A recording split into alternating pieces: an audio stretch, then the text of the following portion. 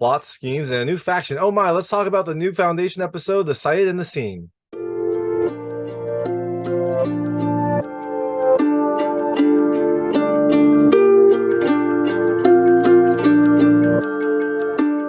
Hey everyone, it's David Stark from Watcher Pass, and it's Friday, which means it's Foundation Day. Let's talk about Foundation Season 2, Episode 5, The Sight and the Scene, which comes to Apple TV Plus on August 11th, 2023. If you've been watching my other episodes, I've been kind of waiting for this season to get going. I've been waiting for like the actual story to develop, and oh my, it does here. I love this episode. My hot take is, look, I definitely think you should watch it. It's a really good episode. It ups the plots and intrigue that are going on, and it also introduces us to a fascinating new faction. I really enjoyed it. It was about 48 minutes long. It was kind of the perfect length, and it felt like we are really kind of moving along in the story here. So definitely check it out. And if you haven't gotten on the Foundation train, I would get on it now. It's starting to get really good. This season started off really great. I didn't love the next couple episodes, but I really liked the last episode and this one, and I'm excited to see where this season keeps going. That being said, I'm going to tell you a little more about the episode, a few things I liked. There wasn't really anything I didn't like about this episode, and then I'm going to go into a quick recap. So as you can imagine, there will be spoilers in the recap section. If you don't want to know what happens in this episode, I would turn it off when I get there. Before that, I'll keep it vague. I'll keep it spoiler free. I'll let you know when I get to those spoilers. So Foundation Season 2, Episode 5 kind of continues the story from the last episode. We have this episode focuses on Harry, Gaal, and Salvor on the one hand, trying to make their way to Ignis to start up the other Foundation that Harry said was crucial to his overall plan. And then you also have some intrigue on Trantor, where you have the Cleons having some kind of internal strife. And then you also have some intrigue from the potential future queen, Queen Sareth. So there is a lot going on in this episode. It is fun to see. It is fun to kind of think how these storylines are going to unfold. But before that, let's get to the things I like. Things I liked about this episode. The first, I mentioned a couple of times, I like the intrigue in this one. You definitely have a lot more schemes and machinations going on here. There are plots within the Empire. There's a new kind of plot that we get kind of a taste of. We get introduced to it late in the episode. I really like that it feels like this world is starting to get a bit more dangerous. It's always been dangerous, but I like that now it seems like we are really upping the ante for the rest of this season. The second thing I love, look, I like Brother Dusk. Brother Dusk has a few moments to shine in this episode. I really like that he's kind of taking a more active role in the kind of Cleon Brotherhood, and I love that he is like starting to kind of mentor Brother Day. It seems like they have grown closer as this season has progressed, and this episode really highlights their kind of new, I don't know, friendship, relationship, whatever you want to call it, and what implications that might have going forward. And the last thing I love, look, I mentioned a couple of times, I love this new faction. I didn't love them at first. The way that they're introduced is kind of strange, but once that initial introduction happens, they are really interesting. It's fun to kind of like see what they add to this overall world, and also like what they're going to be doing going forward. It feels like they are going to become a big part of the rest of this season, so I can't wait to see where they go. I really like that they are now part of this. So things I didn't love as much, there really wasn't anything. I like this episode a lot. It feels like there was a lot going on. This is a fairly dense episode, but it does feel like it is moving the story forward. So I loved seeing that, and I'm excited to see where it's going to go next. So that is Foundation Season 2, Episode 5, The Sight and the Scene. It comes to Apple TV Plus on August 11th, 2023. Like I said, definitely check it out. And if you haven't gotten on the Foundation train this season, I would start now because it's starting to get really good, and you want to make sure you're up to date before the next episode drops. So that being said, I'm going to go into a quick recap. So if you don't know what happens in this episode, I would turn it off now because there will be spoilers. So this episode has kind of like two, I don't know, main sections, two main geographic areas that it focuses on. I'm going to start on Trantor and the plots and schemes that are there. So there's kind of two main storylines on Trantor. You got Queen Sareth and kind of her faction and what they are doing. And then you have the intrigue within the Cleon. So starting with Queen Sareth, we learned early on in the season that Queen Sareth thinks that Empire had a hand to play in the assassination of basically her entire family. Brother Day has been kind of angling for a union between Empire and the Cloud Dominion, and Queen Sareth suspects that Brother Day or someone in Empire orchestrated basically the massacre of her entire family so that she would be the one left. She is the one that everyone considered to be like the most weak, and so it seems like everyone else in her family died. She is the one left. Whoever did that might think that she would be an easy person to then force this merger. So she has been trying to get information about whether or not Empire had a role to play in her family's death. And this has led her to get a traitor, this person named Markley, who is part of Empire's guards, but he is passing information along to Queen Sareth and the Cloud Dominion. So one of the things that she's trying to get is she wants to get information on the assassination attempt on Brother Day's life. And so the Queen is going to seduce Brother Day to try to get some more information about what happened, try to get some more insight. So she goes and like tries to do so. It's a very interesting scene because it seems like neither of them really want to do this, although they recognize that this is kind of important for the eventual union. And Queen Sareth kind of starts looking around and starts asking about the assassination attempt. And this causes Brother Day to like get defensive, say like, what are you trying to get that information? Like, are you trying to kill me too? Or did you try to like, did you send the assassins and you want to like find out how much I know? And the queen's like, no, like I want to make sure that I'm safe. If I'm going to be your betrothed, like I want to make sure that I'm safe in this area, and I want you to catch that traitor. And so through this argument, Queen Sareth eventually says, like, if you catch the traitor, then I will accept your hand in marriage. And Brother Day angrily yells, like, I will catch the traitor, I vow it. And then they kind of storm off. And so in this argument, they kind of get engaged, right? There's this kind of condition to them becoming engaged that Brother Day has to find the traitor, which he's already trying to do. He's already trying to figure out who tried to take his life. And so it seems like it's kind of a happy result, even though it comes about in this strange way. But the queen doesn't just have herself; she has some other members of her entourage, including this character named Rue, who was close to Brother Dusk when he was a younger person. We get to see their initial relationship. We get to see like how it blossomed and how they first met. And what Rue is doing, she's trying to get close to Brother Dusk. I think she does like him, but she also is trying to get information. And during this conversation, she finds out that the Cleon's memories are all stored in this place called Memoriam. And even if like a Cleon's memories are scrubbed, or even if someone who works in the palace's memories are scrubbed, they still go to Memoriam to be stored there. And so from this information, Rue, the queen, and Markley come up with this plan to try to get some more insight into the assassination attempt. And Markley's like, you can't get the Cleon's memories. Those are like completely locked down. And the queen is like, well, what about like someone that was working on there? So what about someone who like attended to the Cleon's wounds? Like, wouldn't that person have an interesting memory? So Markley goes and forges like an order from Empire to get footage from that day. And he goes and gives it to the like this data attendant who is able to pull it up. But while he's doing it, he comments like how Empire has been scouring over that day so many times. Like there are so many copies of that data out there. He's hoping that Empire is keeping track of all the orders. And that kind of is an interesting little hint. Like it seems like a lot of people are interested in this day. And maybe it's not just the queen. Maybe there's some other factions that's trying to get this information. Maybe there are dueling factions of the Empire. They're trying to figure out either what happened or what Empire knows about that day. It feels like there's a lot of interest in this event, which of course there is. The Empire almost got assassinated. So that data attendant gives Markley this data, which he then goes and shows the queen. And what they see the memories of like a guard or someone who like came into the room right after. They're the ones that like grabbed the medicine for Brother Day before Demerzel administered it. And while they're watching this attendant sees Demerzel in her injured form, and they pause on this because this is a big revelation for the queen and her kind of entourage. They didn't know Demerzel was a robot, so now they know that Demerzel's a robot because half of her face is cleaved off, and they can see kind of the mechanics inside there. And they come to the realization that Demerzel was in the room when the assassination attempt happened because, look, she was injured. She must have been in there. That means that there is something going on between Brother Day and Demerzel. So this is some key information. This is some very important information. We also find out that cybernetic humans are apparently banned, but apparently not for the Empire. So all these revelations happen. What are the Queen's next steps? We don't really know, but we'll find out soon. So back with the Cleons, there's Brother Day has a kind of brief role in this. He has that aforementioned like argument with the Queen when they are trying to kind of copulate and it doesn't really work out that well.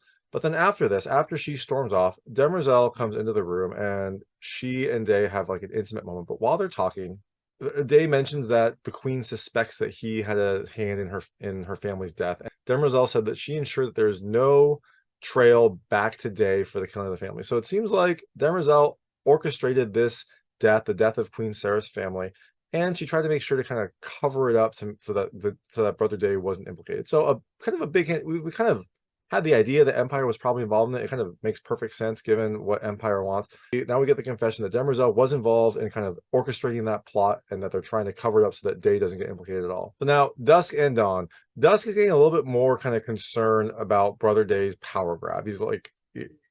He's concerned about Brother Day becoming kind of this like unifying character. Brother Day is already trying to kind of like elevate himself because he is going to marry the Queen and kind of start a more, I don't know, organic dynasty, not a clone dynasty, a family dynasty. And that means that like Brother Day is going to be like the first, I don't know, head of this new family. But he also is taking some power for himself. After the initial assassination attempt, Brother Day unilaterally decided that only he had the ability to kind of review memories and edit them. He needed to review Brother Dusk and Brother Dawn's memories to make sure that they didn't have any part of the plot.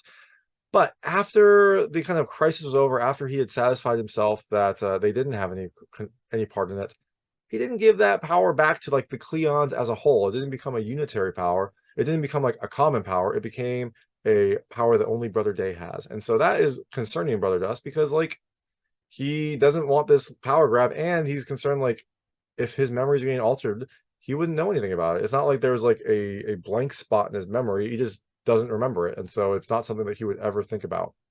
He's talking with Demerzel about this, and we find out that even if memories are cleaned, their records are stored back in memoriam, and also Demerzel has an unalterable memory. So there's kind of like a double backup there. The snippets are stored in memoriam, and Demerzel will always remember what she saw. So she says that is kind of the check. Oh, she says that is kind of the check of this power that Brother Day has seized. But like Brother Dusk brings up a good point. How would I know to protest if my memories were changed? I wouldn't remember them. So Dusk and Dawn think this is probably not right that Brother Day has seized this control. So they go and talk to the original Cleon, Cleon the First. His kind of memory, essence, whatever you want to call it, was saved and put into that like statue that you always see of Cleon the First. When they set up a program where genetic Cleons can like call forth to him and ask questions of the architect of this entire system to see, get his insights kind of as an advisor. And so Dawn and Dusk ask Cleon, like, Brother Day is sees as like memory erasing power. This doesn't seem like it is in line with your plans. Like, what do you think about that? And Cleon kind of brushes them off. I mean, he basically says like, you need to be united. If you're divided, then you're dishonoring, Cleon and the whole kind of apparatus that he set up. And if they envy Day because of the power that he has taken, then they're essentially envying themselves. So, like, they all need to be kind of like of one mind, of one character. And they keep pressing Cleon. They're like, well, what about some of Brother Day's tendencies? And Cleon is like, well, like those tendencies are my tendencies, and they're not your concern. And so it seems like Cleon the First projection might know more about what's going on than he's letting on. But he basically kind of like brushes them off. He brushes off Dusk and Dawn and tells them to like that they can't have this divisiveness, but he doesn't really offer them any solution. So Dusk and Dawn decide, you know what? They're going to go visit Memoriam. They go and visit Memoriam, and they look at the metadata records of all the Cleons. They want a full list. And so Dusk is concerned, like, A, how much of his memory might have been erased, and also, like, how much longer does he have? Because he's starting to think about his legacy. He's starting to think about the end of his life. And so he looks through and he finds that, like, his memory banks are about in line with the amount of stores that the other Cleons had. But as he's scrolling through, he finds out that Cleon the First's memory bank is about 3 times as large as any of the other Cleons, which you're like, okay, that's weird. Brother Dawn is like, well, like he had a full life. Maybe he has more memories. And Brother Dusk is like, well, or they're erasing things from all of our memories that they're not erasing from his. So it seems like there might be something else going on here, some other kind of like subplot, either maybe involving Cleon the First and like the projection of Cleon the First, or someone else like trying to like trim and clean out the memories to make sure that certain things aren't shown. We don't really know. That's the kind of revelation we get, and I'm curious to see what is going to happen next. I think maybe Cleon the First might be involved in this because of how he interacted with Dawn and Dusk, but I guess we'll have to wait and find out. So over to Harry, Gaal, and Salvor. They make their way to Ignis, and when they get there, the ship doesn't really land as planned. It goes into a field of like charged ions that disrupts the ship, causes it to reboot, and Salvor is forced to like crash land on Ignis. But they do make it. They make it there. But as they're crash landing, Salvor sees like the glint of something in the corner of her eye. So she thinks someone else is here, even though the planet is supposed to be abandoned, even though there's not supposed to be anyone there. She thinks that someone else is here. After they crash land, Gaal and Harry start repairing the ship, and Salvor goes out to look for this person. She tracks him down, ambushes him, holds him up, and tells him to reveal himself. And when this person reveals himself, it is her old lover, Hugo Crest. And she's like, how are you alive? You're supposed to be dead. And he says, like, look, when you got into cryosleep, I got into cryosleep also. And I kind of timed it so that when you woke up, I would also wake up. So I've been kind of tracking you. I figured out your trajectory and got here half a day before you did to be able to kind of like intercept you. Seems sweet. Also seems very, very convenient. But you know what? Salvor is pretty happy to see him. They embrace. She takes him back to the ship. She sees Harry and she takes him back to the ship. But as she's approaching, Harry feels like something's not right. And so he locks down the ship. He makes sure that like Salvor and Hugo can't get in. So when they get there, Salvor's like, Harry, open the door.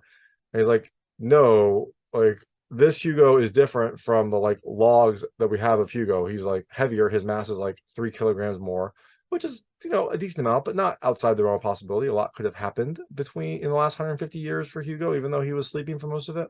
Salvor wants to push the issue. Salvor wants to let him in. And Salvor's like, look, he's like, this is Hugo. He actually is the commander of this ship. He gave it to me temporarily, and but this is still his ship. And Harry's like, well, if that's true, pass it back to him. Pass command of the ship back to Hugo, and his genetic signature will determine whether or not it's Hugo. So Salvor's like, fine, and she goes and passes it. But when this happens, Gaal, looking at the scanner, realizes there's a lot of people coming at the ship. And as soon as Salvor transfers control back to Hugo, she turns around and Hugo is changed. Just changed from Hugo to this other person who attacks Salvor and holds her up and tells Harry to open the door or he's going to kill her. Harry doesn't really need to do that because at this time, the side of the ship blows up, it's breached, and a bunch of enemies kind of stream in. They surround Gaal, Harry, and at this point, Salvor has gotten into the ship also.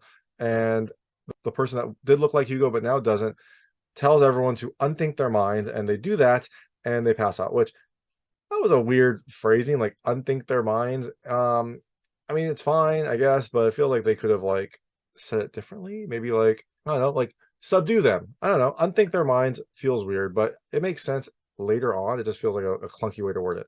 Also, if they could just unthink their minds, why didn't they just do that earlier? Clearly, this person was able to use some sort of powers to fool both Salvor, Harry, and Gaal into thinking that he was Hugo.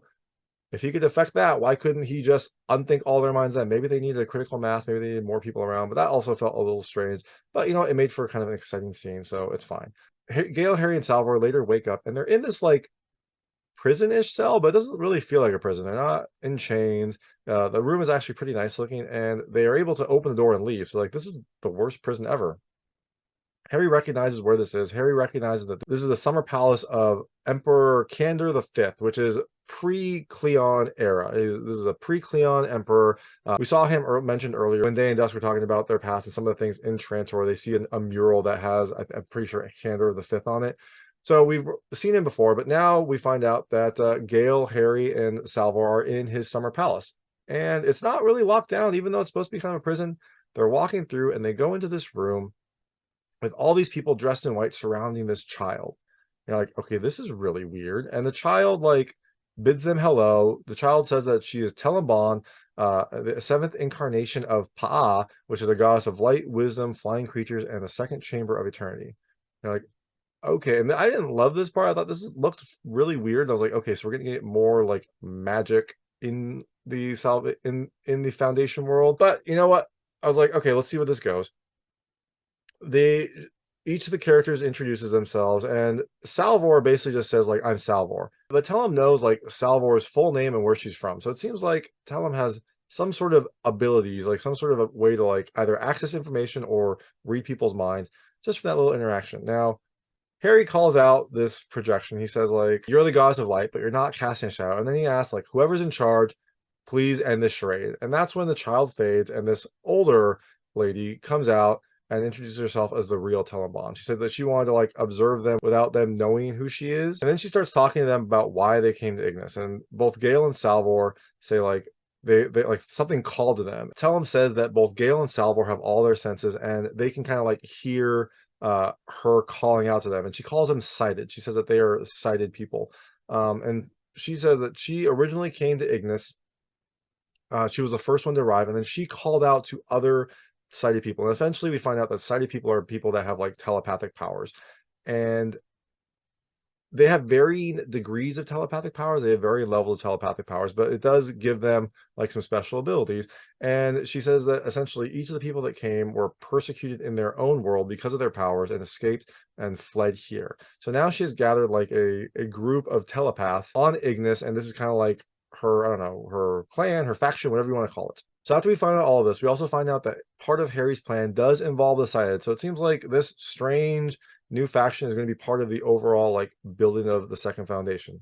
Or will it? Because after Harry, Gaal, and Salvor leave, one of the people, the leader that kind of ambushed them earlier, that took on like Hugo's persona, he comes up to Tellum and like has a drawing that he made, and it's the drawing of the Prime Radiant. Tellum says that they were certainly trying hard not to think about it, and the other one says he heard Harry tell Gaal to hide it when he was like approaching the ship. Tellum laughs and says like, I will find it and I will break it. There's not going to be a second foundation here. So it seems like it was interesting because Tellum went from this like goddess of light and like offering them food and being this like beacon in the night of all for all the other sighted people to now be a little bit more sinister. Like she is going to figure out where the Prime Radiant is. She's going to break it and she's going to make sure that there's not a second foundation here. What are her designs? Like, why does she want to do this? Well, we don't know because that's where this episode ends. That is Foundation Season 2, Episode 5. Like I said, I really liked it. I liked the extra intrigue. I liked kind of all the new plots that are happening. And I liked this new faction. I didn't love them at first. That was kind of silly when they had the like child god thing. But once that dropped away and you were able to kind of like interact with them in their, I don't know, real forms, it was a lot more fun, and I'm excited, and I really want to see like how they fit into the overall plan and what they're going to do to try to stop Harry, Gaal, and Salvor. But we'll have to wait till next week, and until then, thanks so much for watching. If you liked this review, please like and subscribe to this channel. It helps me out a lot. Make sure all my new content goes straight to you. Thank you.